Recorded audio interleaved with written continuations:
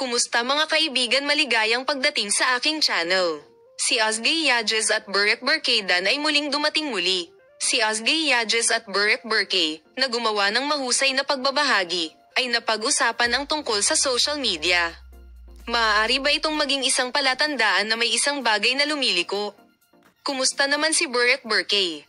Alam nating lahat na ang ugnayan sa pagitan ng Ozgay at Burek Burkay ay isa sa mga pinaka-pinag-uusapan tungkol sa mga kwento ng pag-ibig sa mundo ng libangan ng Turko. Ang kanilang mga tagahanga ng paghihiwalay ay iniwan ng kanilang mga puso na nasira at naniniwala na maraming tao ang may pagkakataon na makipagkasundo. Gayunpaman, tila nakatuon si Ozgay sa pagbabalik tanaw. Sa isang panayam kamakailan, nagbigay siya ng isang kawili-wiling tugon kapag tinanong para sa love life.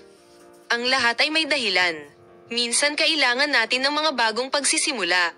Agad na ipinapalagay ng mga tagahanga na ito ang paraan na sabihin na ito ay ganap na malayo sa Burek at bukas ito sa mga bagong posibilidad.